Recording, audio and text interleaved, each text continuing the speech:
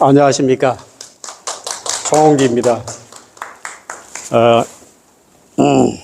이렇게 발표를 아마 제가 이런 경험은 처음인 것 같은데, 발표를 하게 되는 기회가 돼서 영광입니다. 우선 제가 간단하게, 이 자료가 한 20장 정도 되는 것 같아서 시간이 좀 다소 걸릴 것 같아요. 그래서 좀 빠른 속도로 진행을 해야 될 것 같은 생각이 듭니다. 제가 원래 그 전공은 프랑스 어문학을 전공했어요. 그런데 이제 미국에 있다 보니까 좀 뭔가 한국 것이 필요하지 않나. 왜냐하면 거기 가면 좀 과실당해요. 미국 사람들이 굉장히 자존심이 강하죠. 우월성이 있고. 그러다 보니까 뭔가 공부 좀 한번 해봐야 되겠다. 내가 누군가를 확인하고 싶어가지고. 그래서 한글에 대해서 알게 되는 계기가 있었어요. 그래서 그 한글에 대한 것을 오늘 소개는 다 못 드릴지라도 그 언저리만 간단하게 좀 소개해 드리고자 합니다. 저는 그 고향이 공주예요. 8년생이고, 프랑스 문학을 전공했고, 어문학을 특히 언어를 좋아해서, 그쪽 공부를 좀 했었습니다. 미국에 20년 동안 생활을 했어요. 그리고 미국에서는 주로 패션업에 근무를 했었고, 패션업을 좀 있었습니다. 한국에서 귀국을 해서 토익을 가르쳤던 경험이 있어요. 삼성전자에서. 지금 하이닉스가 좀 바뀌었지만. 그러다가 보니까 증권 투자를 또 어떻게 하게 됐네요. 그래서 망해버렸네요. 파산됐습니다. 파산을 수차례 했어요. 그래서 재도전 중입니다. 현재는 국선도 수련을 하고 있어요. 그래서 호흡과 관련돼서 수련을 하고 있었는데, 그 수련을 하다 보니까 좀 굉장히 경험 있는 분도 계시지만 나에 대한 존재에 대한 인식을 많이 하게 되잖아요. 그래서 그런 존재가 뭐냐? 우리는 보통 정귀신이라고 표현을 많이 해요. 그래서 우리 몸은 삼중구조로 되어 있는데 정귀신이 합체돼서 그 작용하는 원리로 봅니다. 그래서 정귀신 간단하게 얘기하면 몸과 숨과 마음이에요. 그것을 약칭해서 제가 필명으로 쓰고 있습니다. 그래서 블로그를 운영하고 있어요. 블로그. 그냥 참 건강이라고 해서 여기 이렇게 되어 있죠. 참 건강, 필명, 정귀신. 옛날에 프랑스 말을 했었는데 제가 간단하게 말씀드린다면 예를 들어서 Comment allez-vous, mesdames, messieurs 이렇게 할 수 있는 거죠. 옛날에 프랑스 말을 좀 했었습니다. C'est un plaisir de vous rencontrer et de vous présenter cela. 예를 들어서 이렇게 말씀드릴 수 있는 거죠. 오늘 발표하게 돼서 반갑습니다. 그런 표현을 간단하게 해 본 겁니다. 제가 이렇게 수목원에 돌아다니면서 이렇게 폼 좀 잡고 이렇게 나무 밑에서 한 발로 서 보기도 하고, 무술 수련도 하고 그렇게 하고 있습니다. 나이가 들었음에도 불구하고. 또 과거에 한국에 도착하다 보니까 이것저것 강의를 하다 보니까 교재 부탁을 해서 우리나라에 영어 테스트는 주로 토익을 치르잖아요. 근데 토익은 미국 공인기관에서 하기 때문에 서울대학교에서 아니다, 우리 탭스로 한번 해보자. 그래서 서울대학교에서 자체 개발한 영어 능력 검정 평가 그 방법입니다. 그래서 그 교재를 문제집을 저한테 누가 부탁을 해서 제가 최초로 아마 이 문제집을 작성을 했었어요. 그게 탭스입니다. 두 번째로 이제 증권을 했었다고 했잖아요.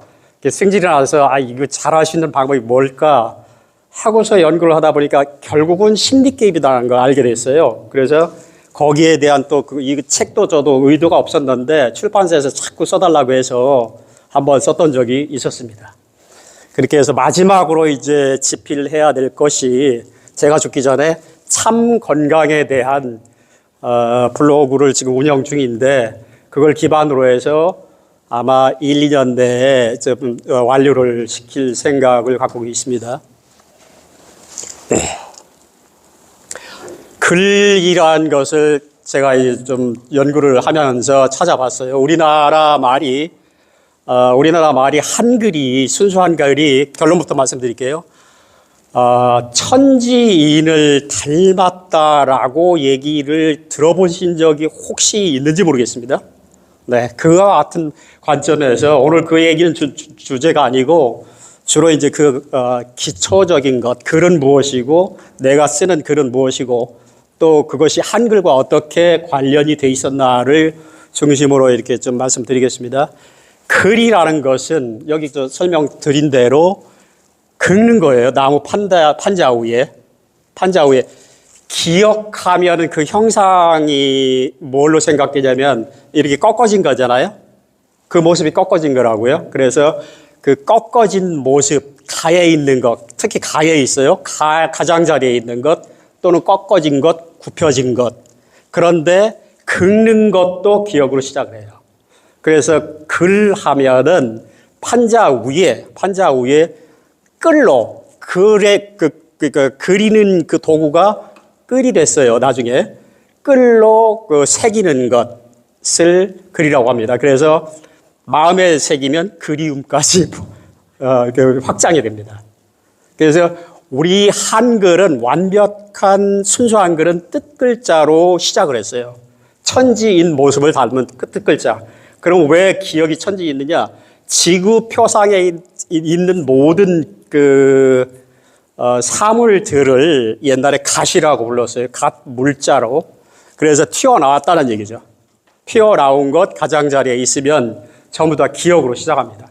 그래서 여기 보시면은 여기 가에 있는 것, 바닷가, 길가, 무슨 가시, 가지, 귀도 이게 얼굴 밖으로 튀어나왔잖아요. 그래서 귀라고 하고, 또는 거죽, 가죽, 가을, 겨울도 기억으로 시작돼요. 여름 밖에 있다라고 생각했기 때문에 옛날에. 그 다음에 삿갓, 곁 이런 것들, 또 왕겨 할 때 쌀 밖에 있잖아요. 그래서 그것도 겨라고 시작했고, 또 특이한 것은 개가 왜 기억으로 시작할까? 사람 밖에 있습니다. 사람 곁에 있습니다. 그래서 개라고 표현했고, 또 여기 재밌는 거는 가시네 그런 말이 있는데 남자 옆에 있다는 얘기죠. 그 다음에 저 굽은 거, 국이다 또는 무슨 곱사등, 구부리다, 괭이, 꼬불꼬불 여러 가지 뜻이 있네요. 그 다음에 기른 것도 전부 다 기억으로 시작합니다. 그래서 길다, 길거리, 고리, 깃 등등. 그 다음에 껍질 종류도 전부 다 기억으로 시작하죠. 네. 그 다음에 지금 말씀드린 대로 여기 보시면은 저기 나무 판자가 여기 있는데 이 나무 판자 위에 칼로 새긴 겁니다. 칼로 긁어버린 거예요, 옛날에. 그래서 갑골 문자가 탄생하기 시작하는 거죠. 갑골 문자는 우리 동이족 은나라 조상이 만든 겁니다. 네.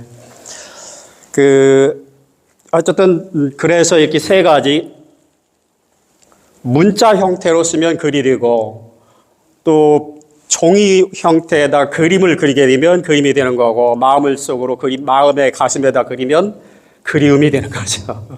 이런 식으로 기억자가 자꾸 분화 발전돼 나가는 거죠. 제가 이제 이걸 생각하다 보니까 일단은 인류가 무엇을 발명했는가를 곰곰이 생각해 봤어요. 인류의 4대 발명품 하면 여러 종이니 화약이니 그렇게 얘기하잖아요. 근데 그런 걸 떠나서 인류가 탄생해서 발명품을 4가지를 제가 추상을 해보니까 저는 4가지로 생각을 해봤어요. 첫 번째가 불이라는 것. 그래서 사람이 식생활을 해결하죠. 두 번째가 도구를 만들었겠죠. 불 발명한 거는 제가 몇십만 년 전인 걸로 알고 있어요. 도구도 약 한 4, 5만 년 이전에 다 신석시대에 다 도구 사용했잖아요. 그것이 두 번째 발명이고, 세 번째 발명이 뭔가? 세 번째 발명이 뭐겠습니까? 예, 말과 글입니다. 말과 글은 함께 가니까 말과 글이 세 번째 발명품이라고 생각이 돼요. 그런데 네 번째 발명을 한번 생각을 해보니까 최근에 발명된 것. 네, 인터넷이라고 봅니다. 인터넷. 저는 그렇게 간단하게 제 나름대로 생각한 게 이게 저 어떤 뭐 기준이 있는 게 아니고 제가 생각해 보니까 인류가 발명한 것 중에서 가장 그 혁명적인 문화적인 선을 긋는 것은 저 네 가지라고 저는 생각을 한번 해봤습니다.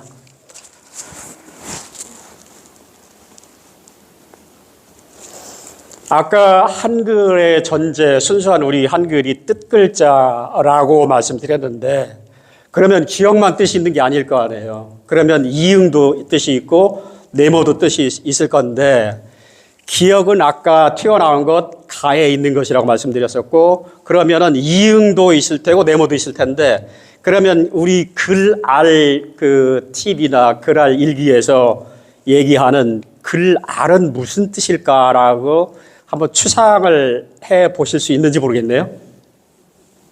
기억, 글이라는 의미를 아시겠죠, 이미? 가에다가 적은 거다. 또 그 다음에 알이란 말이 문제인데, 이응은 일단 그 둥그런 것, 그 다음에 최고인 것, 으뜸인 것을 이응이라고 전부 표시를 하고 있어요. 그러면은 글과 알을 합치면, 그래, 글 아래 무슨 뜻인가? 제가 설명드린 대로 으뜸 생명의 움직임. 니을은 움직인다, 흐른다라는 뜻이 있어요. 그러니까 니을 형상을 보시면 그렇게 표현할 수 있잖아, 보실 수 있잖아요. 그러니까 글알이란 것은 으뜸 생명의 흐름을 새기는 것이다라고 저는 그렇게 생각해 봤어요. 그거 맞는지 모르겠네요, 윤 선생님.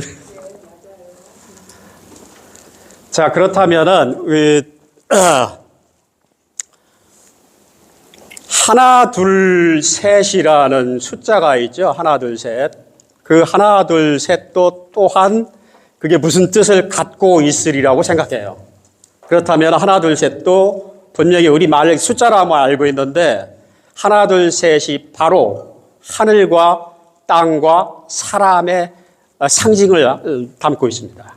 아마 들어보셨는지 모르겠는데 하나, 둘, 셋은 하늘과 땅과 사람이다. 그 첫 자음을 보시면 알 수 있죠. 하늘, 하나는 하늘이고 둘은 들판이고 땅이고 땅은 디귿으로 시작해요. 옛날에 이게 다지라고 했어요. 그 다음에 셋은 사람 또는 사나이, 사람의 대표인 사나이. 이런 식으로 해서 하나, 둘, 셋은 원래 숫자가 아니고 하나, 둘, 하늘, 땅, 사람, 천지를 표상을 했습니다. 네, 그런 뜻을 갖고 있고, 그 다음에 이제 여기 보면은 글과 글월 차이점, 쭉 보시면 아실 텐데, writing. 영어로 보시면 편하실 것 같습니다. 글월은 다큐멘트로 표현하면 되고, 그 문자라는 것은 writing system 전체 체계를 얘기하고, 그 글자라는 밑에 글자라는 것은 letter, character 이렇게 하나의 부품이다 이렇게 생각하시면 되겠습니다. 이건 보시면 아는 거니까 넘어가시고요. 그 문자가 창제된 역사가 참 길어요. 우리가 상형 문자부터 창제가 됐는데 그림 글자부터 창제가 됐겠죠. 그런 문자의 형태가 우리나라도 있어요.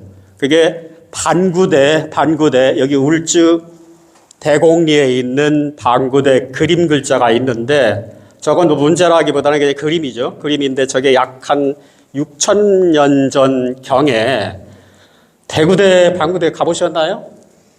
저도 아직 가보지를 못했는데 저게 의외롭게도 우리 국보예요. 저도 이번에 조사하면서 알게 됐습니다. 국보이고 세계 유산으로 등재가 돼 있어요. 또 작년에 등재됐습니다. 이 그림 글자, 그림을 상영해서 인간의 의사 전달을 표시하려고 했던 것은 약 한 5만 년 정도로 추정을 하고 있어요. 그런데 우리나라도 저와 같은 반구대에 명확한 그림, 얼마나 선명해요? 300점 정도가 그림이 있다고 합니다. 그런데 거기에 특이한 것은 고래 사냥이 있어요. 고래 사냥. 고래 사냥을 했다라는 것은 6,000년 전에 고래 사냥을 했다라는 것은 굉장한 공동 채집, 어류 생활을 했었다는 얘기죠.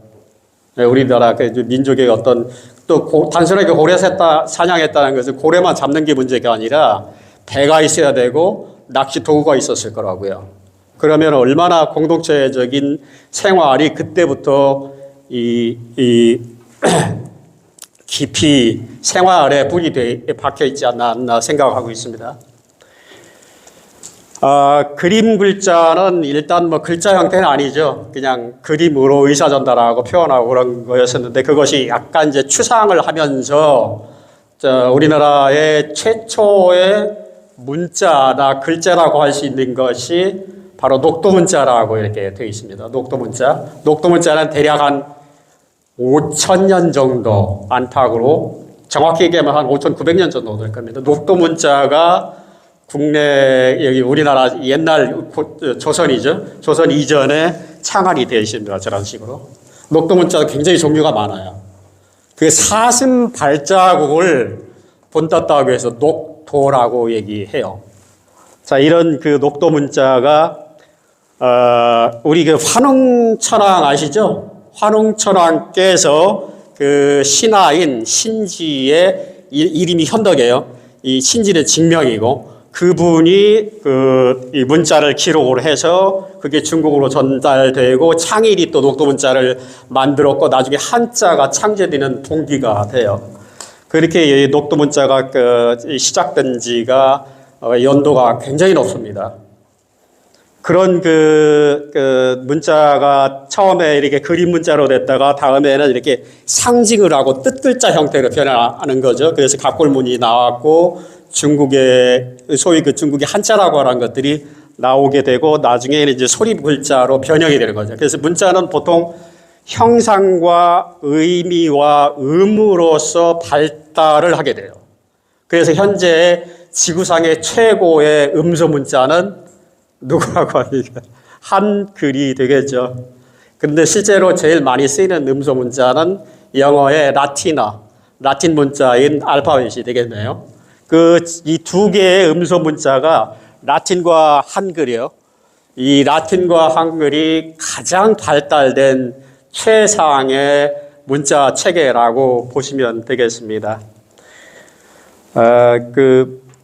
보시면 표의 문자는 다 알다시피 한글, 한자 있었죠. 한자하고 녹도문자. 녹도문자도 사실은 표의를 한 거겠지. 상식을 나타냈기 때문에. 그 다음에 수메르 쐐기 문자 중에서 나중에 개발된, 창제된 것들로 그 표의 문자라고 볼 수 있고, 표 문자는 여러 가지 또 종류가 있어요. 또 일본에서 쓰는 가나 같은 것들. 그 다음에 이제 저쪽 이집트의 아랍 문자 같은 것도, 여기는 또 좀 다른 종류의 표 문자입니다. 그래서 거기는 자음만 가지고도 말을 한다고 그래요. 제가 확인을 해보지 못했습니다. 그 사람들하고. 네, 이렇게 우리나라는 문자 체계가 굉장히 깊습니다. 그러니까 우리나라가 참 보면은 저는 그런 생각을 많이 하게 돼요. 우리 민족은 글자 없이는 생존이 불가능했었지 않았나 할 정도로 문자에 대한 애착이 역사적인 그런 기원이라든가 우리 정신세계를 기록하려고 했던 민족 정신들이 살아있고 그런 것들이 유물과 유적에 다 남아있고 또 문헌에도 다 나와 있으니까. 제가 여기서 이제 이 녹도문자를 보면서 녹도문자가 약 한 5,000년 안팎으로 창제가 됐는데 세계 각국의 최고의 문자라고 하면은 산스크리트 문자하고 이 수메르의 서령 문자하고 이런 것들이 BC 4,000년 아니면 지금 그로부터 한 6,000년 정도에 창제가 되기 시작했어요. 그래서 제가 저는 이제 이런 거 생각하면은 의심이 나요. 4,000년 전에 왜 거의 동시대에 지구 전적으로 그 문자가 창제가 됐나요? 저는 이걸 생각해 보니까 혹시 조상이 한 사람이었나 하는 생각이 들 정도예요. 공통조상이 있었다는 얘기예요.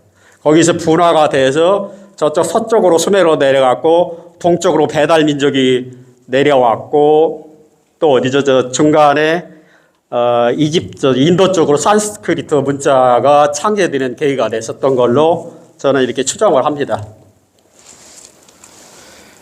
뭐 글의 종류는 그 여러 가지가 있는데 10가지 정도로 이렇게 제가 AI한테 부탁을 하니까 멋있게 정리를 해놓대요. 그 뭐 목적에 따라서 문학적인 거, 설명문, 논평하는 거, 기록, 실용, 종교, 철학, 소통 관계, 예술 창작, 디지털, 학술 논문 이렇게 10가지로 목적에 따라서 분류를 해봤는데 제가 여기 그 빨강색으로 써놓은 것이 제가 현재 블로그에서 작성하는 그 내용과 부합이 돼서 이렇게 빨강색으로 표시해 놨습니다. 제 블로그는 과학과 의학을 포함되어 있고 뭐 일종의 수련을 할 수 있는 그런 블로그 내용이 들어가 있기 때문에 매뉴얼이라고 볼 수도 있고 수행서이고 철학적인 좀 내용도 좀 들어가 있어요. 제 블로그에. 그런 면이 있어서 그 빨강색은 그런 의미를 갖고 있습니다. 글의 종류가 이렇게 많은지 좀 몰랐네요. 글을 기능을 이제 보시면 이렇게 보시면 알 수 있는 거죠. 금방 뭐 기억을 인간은 기억을 망각하니까 그 기억을 망각지 않기 위해서 글을 쓰는 거고 그 전달하기 위해서 글을 쓰려면은 생각이 정리가 돼야 되니까 생각을 그 정리하지 않으면 절대 글을 쓸 수 없는 그런 기능을 갖고 있고 그 다음에 옛날에는 글 하면 뭐예요? 권력의 상징이죠. 왜냐하면 국민들을 교화시켜서 다스려야 했기 때문에 그 다음에 뭐 정신 문화의 계승 발전이다라는 것은 뭐 상식적인 거니까 넘어가겠습니다. 제가 블로그를 쓰기 시작한 지가 한 10년 가까이 되거든요. 10년 가까이 됐는데 사실상 많이 중단이 돼 있었어요. 그리고 다시 재업데이트 시작한 것이 2-3개월 정도 됐습니다. 제가 글을 쓰는 이유에 대해서 저한테 그 글이 무슨 뜻인가를 설명드리자면 저는 첫 번째로 나의 존재를 규정하는 것이다 라고 생각해 봤습니다. 두 번째로 나를 변화시킬 수 있는 것이다. 왜냐하면 글을 씀으로써 나의 생각을 정리하고 행동하기 위해서 글 쓰는 거 아니에요? 저는 그렇게 생각하고 있습니다. 그 다음에 결국은 글을 씀으로써 그것이 의사소통을 해야 되는 목적이 있기 때문에 내가 죽어도 내 글을 보고서 혹시라도 감동을 받거나 변화할 수 있지 않나, 인간성을 잃지 않고 살아갈 수 있는 어떤 계기가 될 수도 있지 않나라는 하나의 그 일말의 희망을 갖고서 글을 써오고 있었습니다. 그래서 내 정신과 생명관과 수행과 사유가 응축된 존재의 장으로 보고서 글을 쓰고 있어요. 그래서 저의 글은 사실은 막 쓰는 게 아니에요. 생각을 많이 해봐야 돼요. 그리고 어떤 데는 한 줄, 두 줄 쓰는데 1-2개월씩 걸리기도 해요. 글은 좀 어떻게 보면 가볍지는 않은 글이에요. 왜냐하면 그것이 내 정신을 상대방한테 전달하고자 하는 그런 어떤 저의 욕심이 있어서 그런지도 모르겠습니다. 왜냐하면 그래서 저는 그걸 생명의 흔적이라고 얘기했는데 사실은 그게 영생법이지 않나 하는 생각이 들어요. 현실적인 영생법이다 라고 이렇게 생각하고 글을 쓰고 있습니다. 여기 필명을 제가 정기신으로 쓰고 있는데 여기 동양에서 그 몸과 마음을 수련할 때 정기신 수련을 많이 한다고 하거든요. 정기신의 약칭해서 정신이라고 그래요. 동양의 의학과 철학은 정기신을 빼놓고선 얘기할 수가 없어요. 그러면 정기신은 뭐냐? 몸과 마음과 숨을 얘기해요. 몸과 마음과 숨의 삼중 구조를 정기신이라고 얘기하고 인간은 그와 같은 삼중 구조로 완벽하게 이루어져 있고 그 삼중 구조 안에서 작동을 하고 있습니다. 그래서 우리가 정이 강하고 기가 장대하고 그다음에 신이 명확하면은 건강이 완전히 살아나는 거죠. 제가 훈련하는 것이 그런 거이고 제가 글을 쓰는 것이 그런 내용입니다. 그 정기신을 그래서 저는 뭐 정하고 기자가 같이 있으니까 필명으로 하기 좋을 것 같아서 정기신을 필명으로 하고 있습니다. 정기신에 대한 이 내용은 제 블로그 안에 많이 들어가 있습니다. 그 섹션별로 나눠져 있어요. 그 생리학적으로, 심리학적으로 또는 철학적으로 어떤 말을 갖고 있는 정기신은 사실은 천지인의 구조가 천지인의 성격이 내 몸속으로 들어온 것을 얘기합니다. 그래서 우리나라의 세계 최고의 그 동양의사는 동의보감인가요? 동의보감이 단순하게 치료법만 있는 게 아니라 가장 그 핵심적인 내용 중에 정기신에 따로 섹션이 따로 있습니다. 동의보감에 정 섹션, 기 섹션, 신의 섹션이 따로 있어요. 그럴 정도로 동양에서는 정기신이 핵심 내용이에요. 간단하게 제가 설명드리자면은 여담이지만 정은 우리 몸을 이룩해 놓은 영양소의 구성이에요. 영양소가 물질로 전환된 겁니다. 그러니까 좋은 영양 받는 게 드시는 게 가장 중요한 거죠. 그래서 6가지 6대 영양소는 반드시 챙겨 드셔야 돼요. 골고루 챙겨 드셔야 돼요. 매 끼니마다. 저는 그걸 굉장히 많이 강조해요. 기는 뭐냐? 호흡 잘 하셔야 돼요. 그 영향을 받으셔가지고 그 기로서 호흡, 그 정을 돌려줘야 돼요. 이것이 이제 수련의 핵심 중에 하나인데, 저는 이제 국선도 수련을 하고 있는데, 국선도 수련에서는 별도로 호흡 수련이 따로 있습니다. 그래서 뭐 1분에 뭐 3번 호흡한다든가, 좀 수련 능력이 좋은 사람 1분에 호흡 1번밖에 안 해요. 그럼 왜 그게 그렇게 중요하냐? 내 몸속에 있는 정을 안정화시키고 에너지화시켜. 기라는 것은 에너지잖아요. 호흡을 통해서 에너지가 돌아요. 호흡이 안 들어가면 에너지가 돌 수가 없습니다. 몸속에서. 그래서 기에 대한 그런 뜻이 있고, 신은 그 정과 기를 잡고서 작동시키는 주제자예요. 하나님과 같은 존재죠. 어떻게 간단하게 얘기하면 육체에서는 뇌의 기능적 작용이에요. 뇌에 3중 구조가 되어 있잖아요. 뇌가 전부 다 몸과 마음을 돌리는 것이라고 생각하시면 돼요. 그게 정기신의 의미입니다. 간단하게 설명드리면. 그러니까 그런 정기신을 구조로 되어 있는 3중 구조로 되어 있는 것을 작동을 잘 시키려면은 사실은 노력이 좀 필요해요. 단순하게 그냥 살아가는 것도 있지만 그 영양을 잘 섭취하고 운동을 잘 하시고 기운을 돌리시고 그 다음에 마음을 잘 조절을 해요. 마음에는 감정과 욕망과 정신이 있잖아요. 이성이 있잖아요. 그 3가지를 잘 작동시킴으로써 내 몸을 어떻게 효율적으로 아니면 결국은 창의적으로 쓸 수 있는가, 이런 것들을 훈련하는 것이 사실은 이런 모든 단전호흡 수련 내용의 기초적인 내용들이에요.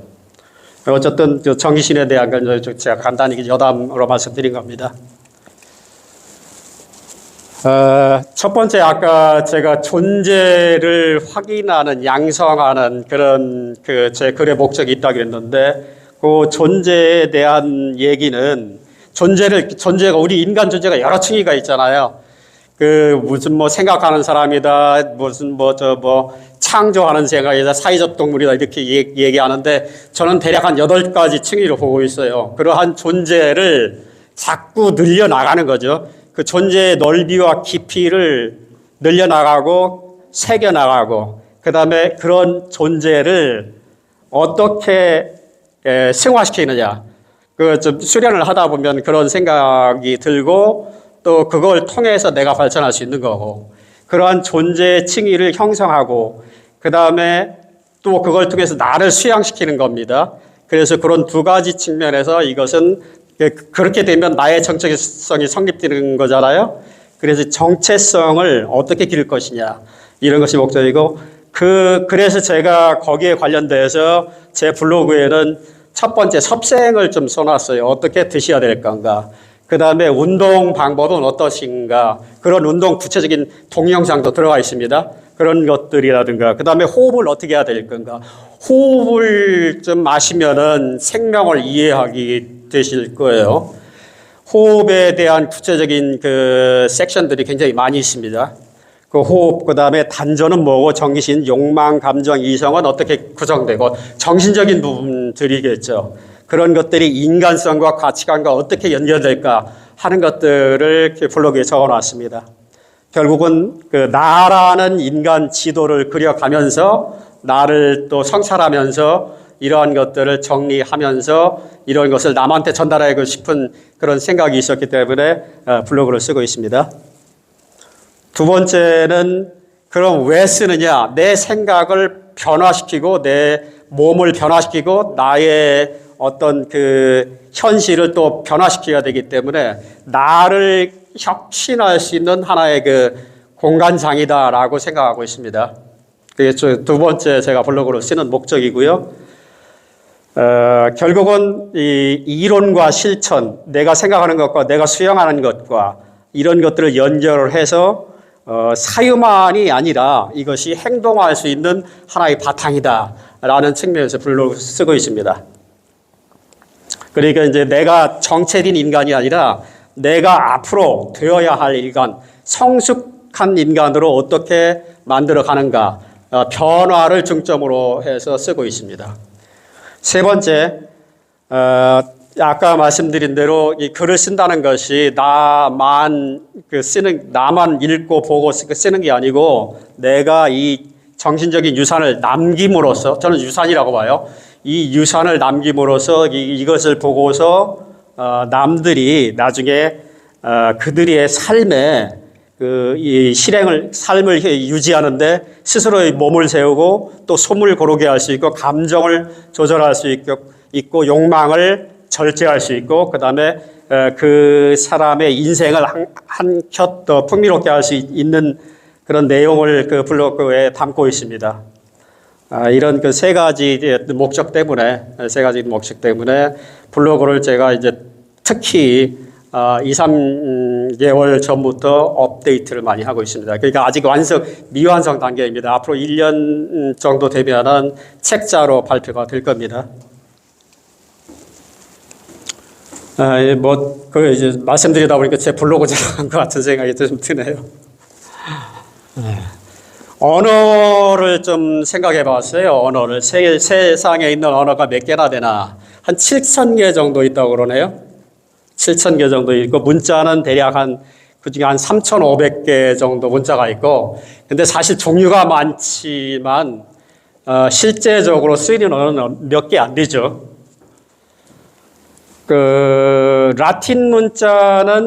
라틴 문자는 지구 문명의 어떻게 보면 표준 문자이고 약 70여 개국에서 사용하고 이게 인구의 45억 명을 차지하고 있어요. 대부분 영어, 서양에서 쓰는 문자들은 라틴 문자이기 때문에 그렇습니다.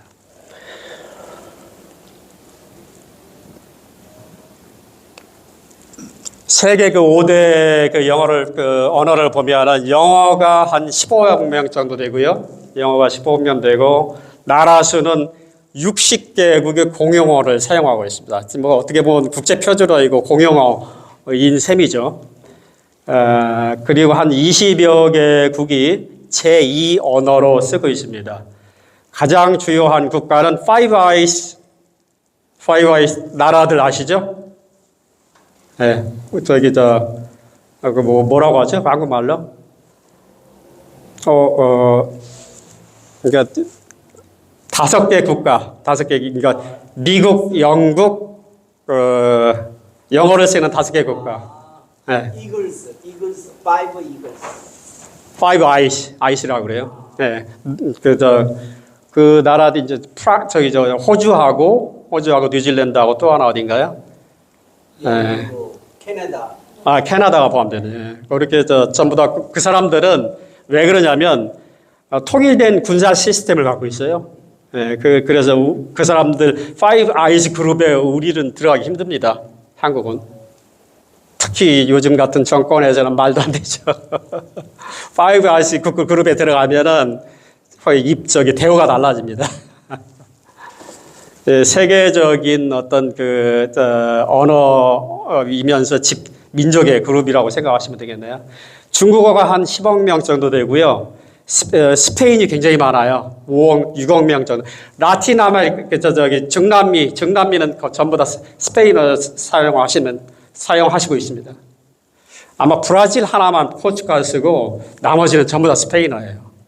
스페인이 전부 다 옛날에 스페인이 아메리카 대륙을 다 먹어버린 거죠. 어떻게 보면.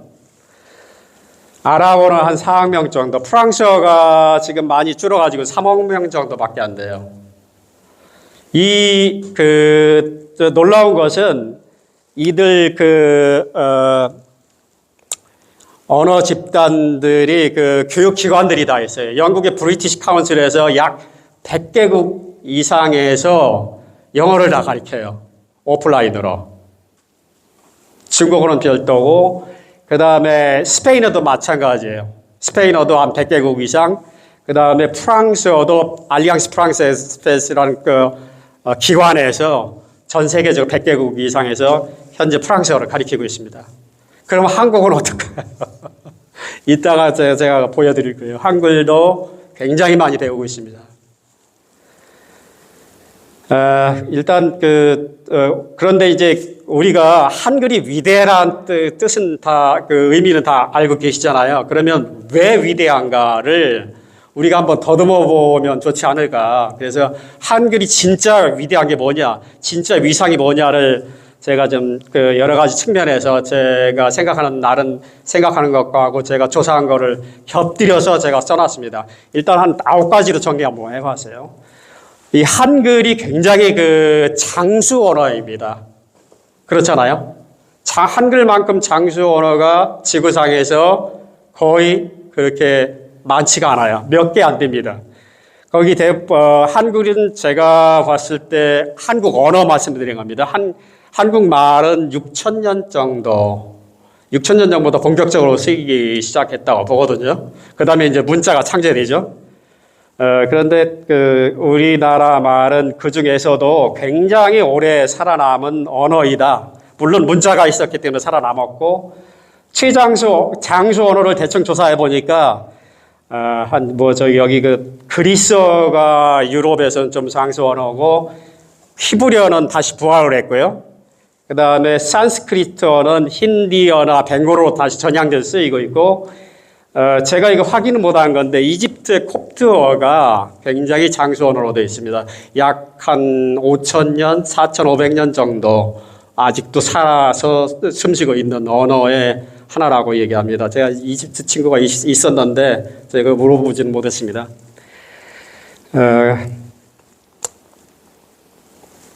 그 다음에 아시다시피 설계자가 분명하잖아요. 너무너무 분명합니다. 그런데 어떻게 설계했느냐? 쟤들이 그걸 잘 모르잖아요. 그 설계의 내용은 어떤 철학적 기반을 갖고 있냐면, 이 철학적 기반이라는 역학을 얘기해요. 역학 철학이 삼원오행으로 구성되어 있습니다. 한글은 그러니까 옛날 훈민정음이겠죠. 훈민정음은 삼원오행 체제예요. 그 삼원오행으로 완벽하게 구성되어 있는 언어 체계인데, 설계자가 세종대왕이라는 것도 너무 잘 아실 테고, 삼원오행 체제로 되어 있는데, 삼원은 뭐냐 이거죠. 삼원은. 자음이 삼원 구조로 되어 있어요. 자음이 천지인 구조로 되어 있는데, 천지는 동그라미, 네모, 세모입니다.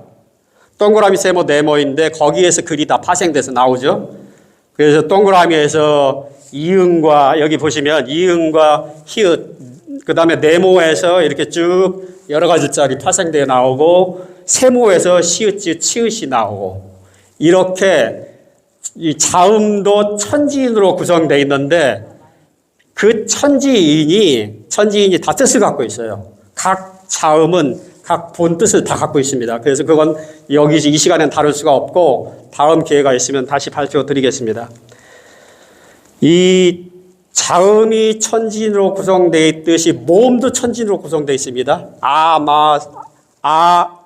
이, 그것도 천지입니다. 삼원 구조로 되어 있어요. 그 다음에 아까 오행이라고 했잖아요. 그 자음의 5가지 발음이 오행을 본따서 만들었어요. 목화토금수로하고 되어 있죠. 오행 구조로 되어 있습니다. 그래서 이 발음의 위치, 조음 위치가 아주 정확하게 현대 음울학과 음성학과 맞아 떨어집니다. 그렇게 이미 600년 전에 만들어져 있습니다. 네, 그런 창작 언어이다. 그 다음에 세 번째는 교착어. 교착어는 아시죠?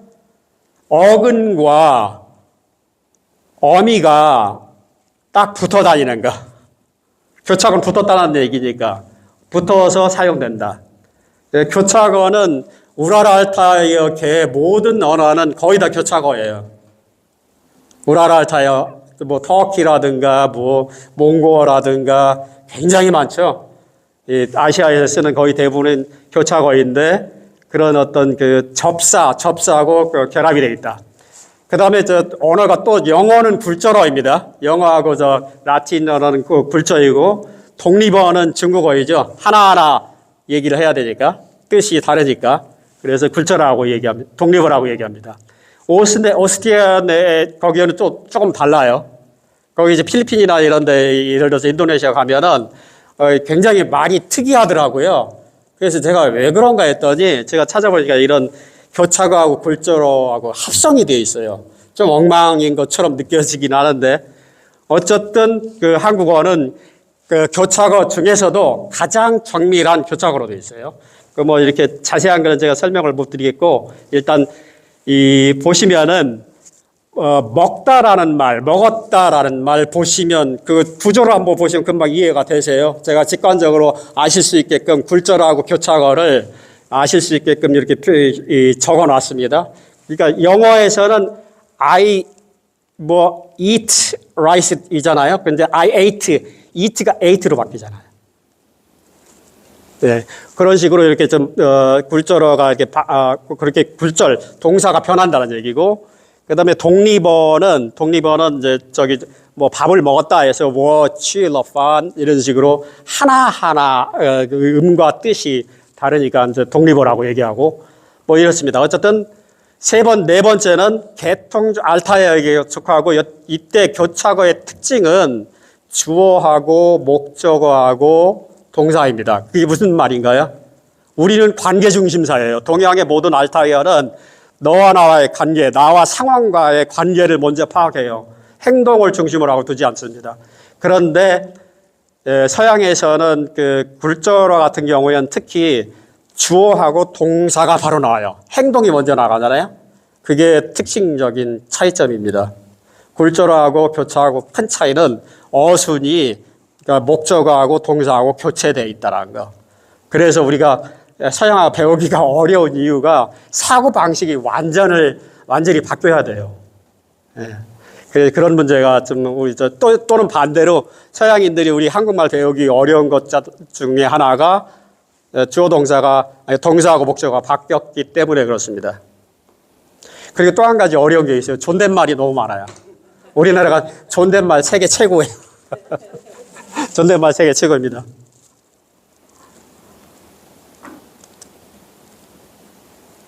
여기 6번째 있죠? 존댓말이 너무너무 극명하게 다릅니다. 우리말에만 존댓말이 있는 게 아니고요. 일본어, 자바어, 태국어, 몽골어, 티베트도 전부 다 존댓말이 각 존재하고 있습니다. 나름대로 다 있어요. 그런데 그 체계를 보면 우리만큼 체계화되어 있는 게 없을 정도 최고입니다. 왜 그러냐면 저는 신분사에 있었기 때문에 옛날에 강력한 권력, 고조선 국가 아시죠? 고조선 엄청난 강력한 대륙의 위대한 문명이에요. 거기에서 어마어마한 신분이 정리가 되어 있었다고 저는 보고 있습니다. 고조선이 2000년 역사 이상이잖아요. 그러니까 그 고대에 아주 강력한 왕권 통치를 하고 있었으니까 신분이 정리될 수밖에 없죠. 그래서 존댓말이 저렇게 최고의 세계 최고로 형성돼. 이 점이 또 서양 사람들이 또 배우기가 너무 어려워요. 한국말 나중에 고급 한국말을 배우다 보면 존댓말 배우기가 굉장히 어렵습니다. 그 다음에 서양 그 영어는 전치사를 많이 쓰지만 우리는 전부 다 뒤에가 있으니까 후치사 언어인 거죠. 교착어는 대개 전부 다 후치사 언어입니다. 제일 중요한 그 핵심적인 그 우리 말의 특징 중에 하나가 음소 문자 언어이면서 음절 언어예요. 이 얘기는 뭐 한글 아까 한이라고 할 때 히읗 이렇게 다 구분해서 음소적으로 구분해서 하나 글자 하나하나를 음소라고 그래요. 그 음소 문자가 한으로서 발음이 된다고요. 그걸 음절이라고 그래요. 그러니까 우리나라 말은 음소 문자이면서 동시에 음절 문자예요. 그러니까 너무 정교하게 다듬어져 있잖아요. 그러니까 소리가 엄청나게 다양하게 만들어낼 수 있어요. 훈민정음을 창제할 때 당시는 그 훈민정음 28자 가지고 약 11,000개 정도의 소리 단위를 표현할 수 있었어요. 근데 지금 많이 4자를 빼가지고 많이 줄어가지고 제가 알기로 7, 8천 개 되지 않나 그렇게 생각하고 있습니다. 그래서 제가 그 조사까지는 안 해봤는데 대략 한 8천 가지 정도로 소리 난다고 얘기 들었습니다. 중국어는 한 400개 정도밖에 안 돼요. 중국 몇만 자 가지고도 발음할 수 있는 게 400가지밖에 안 돼요. 그래서 그걸 이제 더 구별을 해야 되니까 사성을 만들어가지고 별도로 쓰고 있어요. 네. 그 다음에 이제 영어는 한 44개 정도. 일본어는 너무 아쉽죠. 100개 정도밖에 소리가 안 납니다. 그러니까 일본어 들으면 좀 답답한 생각이 많이 들죠.